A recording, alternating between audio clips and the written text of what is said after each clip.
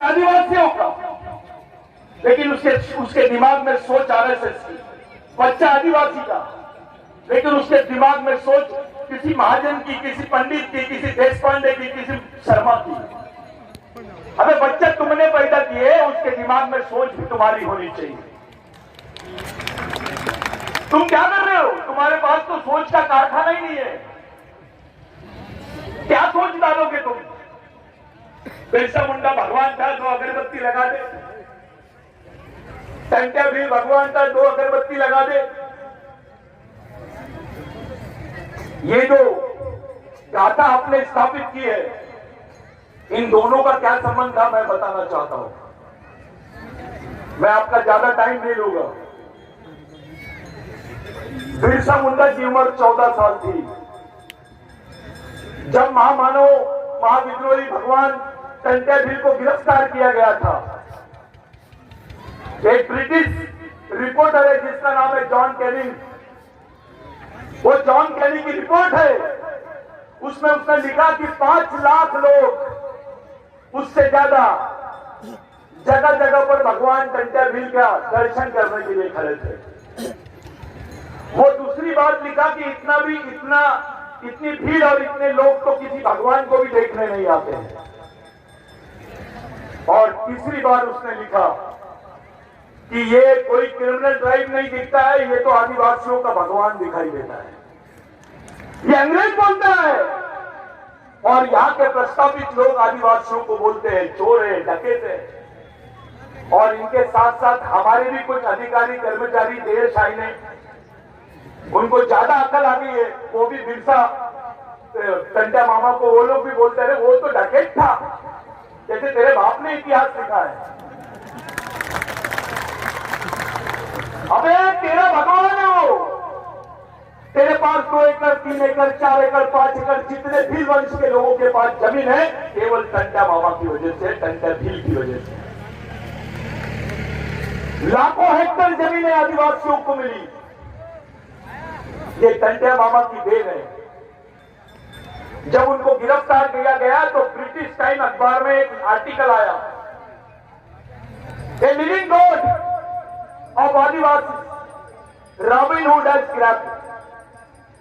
एक जीवंत भगवान, जीवित भगवान आदिवासियों का रॉबिन हुड टंट्या भील को पकड़ लिया गया है।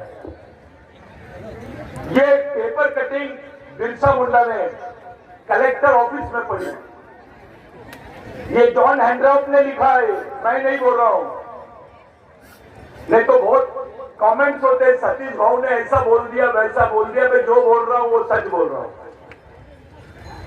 तो जॉन हैंड्रॉप ने लिखा है कि बिरसा मुंडा ने पढ़ा, 14 साल की उम्र में पढ़ा, और बोला कि जो अधूरा काम भगवान टंट्या भील ने करके छोड़ा है हमारे लिए, मैं उसको पूरा करके ही मरूंगा।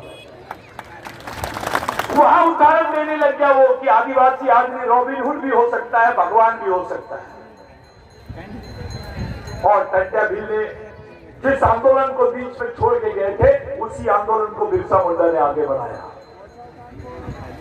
वही आंदोलन था जिसमें 1 लाख लोग मारे गए, मध्य प्रदेश से लेकर तो झारखंड तक। दूसरे विश्व युद्ध में भी इतने लोग मारे नहीं गए जितने आदिवासियों को मारा गया। उसी आंदोलन के वजह से तुम्हारे बीच में एक कानून आया जो ब्रिटेन में बनाया गया। सरकार घबरा गई थी, यहाँ के जमींदार घबरा गए थे, यहाँ के उच्च वर्णीय लोग घबरा गए थे।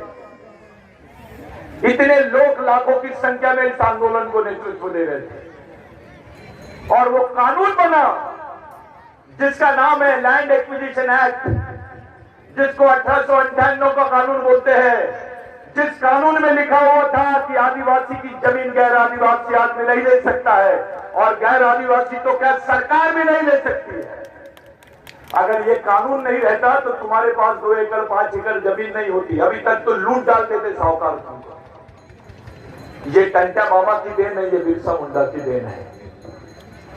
भाइयों, इनके आंदोलन की वजह से पेशवाओं ने तो भील कम्युनिटी को, महादेव कोड़ियों को, गोंड को, कोरकुओं को क्रिमिनल ड्राइव बोला, गुनेगारी जमात।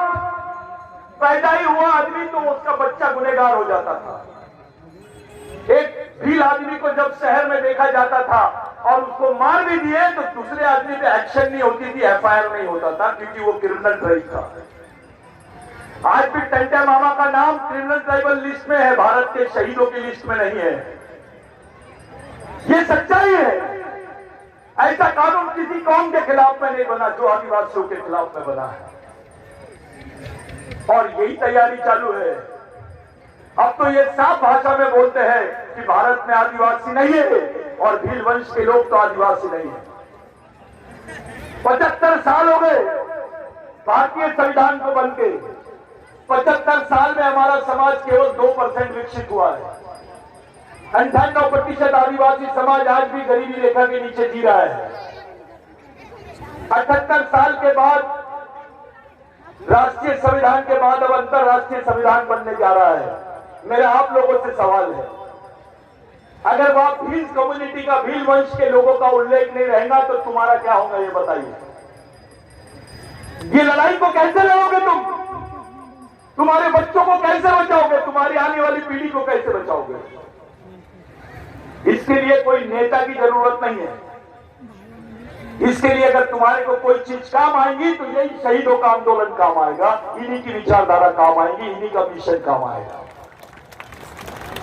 आपके पास कुछ नहीं है, केवल जमीन थी तो 5, किसी का 10 एकड़ थी तो 2 बेटे 5 एकड़, उनके 2 बेटे ऐसे बढ़ गई जमीन।